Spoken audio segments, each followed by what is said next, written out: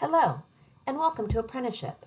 This is the first video in a three-part series designed to help you understand the registered apprenticeship structure in Oregon and at Portland Community College, and to prepare you to be a successful apprentice. Apprenticeship is not easy, but it will be incredibly rewarding. As an apprentice, you will be expected to be both a strong employee and a strong student. You will work and attend school for the entirety of your program and report those activities to your training committee every single month. You will be asked to navigate many rules and take a great deal of responsibility for your own success, but you will also have many people around you who are invested in that success and ready to help.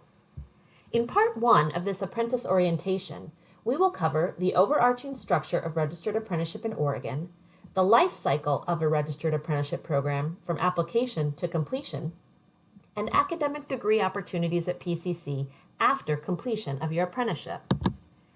Let's first go over the structure of registered apprenticeship. Registered apprenticeship is different from other unregulated training programs because it closely tracks apprentice progress, regulates supervision and apprentice activities, creates consistency among similar programs in different parts of the state, and culminates in valuable state-issued credentials, such as a journey card or license. So a great starting question is, who are you registered to? The most basic answer is that you are registered as an apprentice to the state of Oregon, seen here on the far left of our chart. And as mentioned above, the state of Oregon will issue you credentials when you finish your program. The Oregon Bureau of Labor and Industries, the Oregon L&I, is the state agency that you register to, and that governs all aspects of your apprenticeship program. However, for those of you working toward an electrical license, at the very end of your program, you will also work with another state agency called the Building Codes Division, seen here. This is the state agency that works with you to test and be issued your license. These are both state agencies, but they serve very different roles. It will help you to remember that the Building Codes Division only regulates licenses, and your apprenticeship program is regulated by Oregon L&I. The primary way that Oregon L&I runs registered apprenticeship programs is through Joint Apprenticeship Training Committees. These Joint Apprenticeship Training Committees, or JATCs, are made up of representatives from many different employers and are independent bodies made up of volunteers from industry. JATC members are managers and tradespeople in equal numbers. Each JATC is authorized by the state to register employers as training agents and to register apprentices to train under those training agents.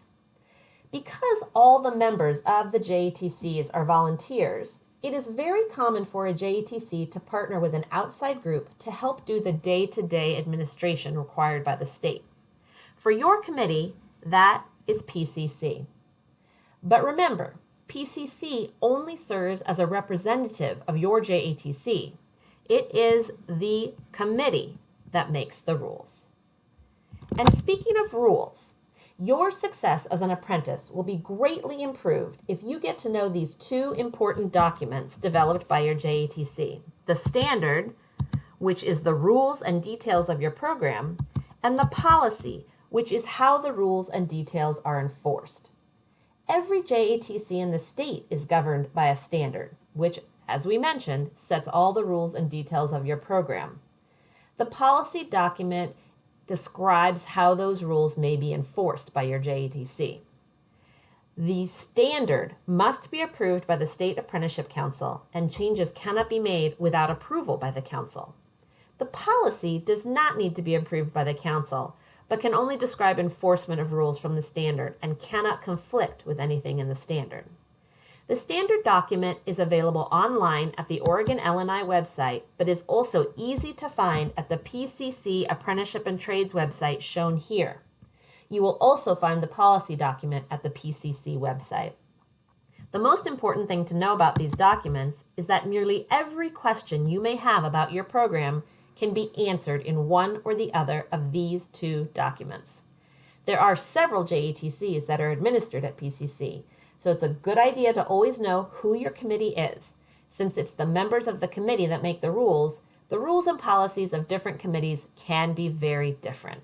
And be sure to always reach out to your apprenticeship administrators if you have any questions that you can't find the answers to in these documents. Now let's talk about the timeline of apprenticeship. How will you progress? How will you know when you're done? Apprenticeship programs vary in length and have different requirements, but every program at PCC goes through a similar life cycle. And the ultimate goal is program completion. The first step is to apply to your training committee. You've already done that. Step 2 is to become officially registered as an apprentice. This process will happen after your orientation and take place at a regularly scheduled business meeting of your committee. Both you and your employer are required to attend this meeting in person. This meeting is where the JETC will review your application, award any applicable prior credit, and be available to answer any questions you or your employer may have. In the minutes of that meeting, your registration is recorded and then sent to the state of Oregon, L&I, to document your official registration as an apprentice. Once you are an apprentice, you must achieve certain milestones to be eligible for completion. You must meet the minimum hours of on-the-job training. These are the hours you complete at work. You must meet the minimum for overall OJT and the minimum in each OJT work process category. Simply accruing the minimum total OJT hours will not allow you to complete your program. If you're ever unsure of what types of work go into each category or how many hours are required in each category, you can refer to your standard document. Every workplace will have different needs, but to the best of your ability, you should always be striving to accrue hours in all categories and not getting too many hours in categories that you have already fulfilled. You must also meet the minimum hours of classroom training. Oregon L&I calls these RT, or related training hours. Each calendar year, all apprentices in the state are required to accrue 144 RT, or related training hours. These are actual hours you spend in class. For most programs, this means you will be in a full-term class, going to school every week, each term that you are an apprentice. And as long as you take the classes required by your program and do not have too many absences, you will have no trouble reaching your required 144 hours. You must complete all required classes and earn a letter grade of C or better. If you do not pass a class, your committee will require you to retake that class. This could delay completion of your program, so if you're struggling, be sure to reach out for help. And details on the impact or the enforcement of class grades can be found in your policy document. You must complete all required certifications and keep them current. All apprentices must take a COIN First Aid CPR class every year that they are an apprentice, and must take OSHA 10 during the first year of their program. Failure to earn these required credentials will keep you from completing your program. You must have no pending disciplinary issues. Even one late monthly progress report can delay your progress, so be sure you are aware of all your requirements. If applicable, you must pass your license exam. This is for electrical programs. And finally, if you achieve all of these milestones, your committee will complete you from the program at the JATC meeting immediately following your meeting the requirements, and the state of Oregon will follow up by issuing you a journey card for your trade. Please note that progress in your apprenticeship will only occur at an official JATC meeting where a quorum is present. You won't be officially completed until the JATC holds that vote. Your JATC conducts business at regularly scheduled meetings only that are set a year in advance.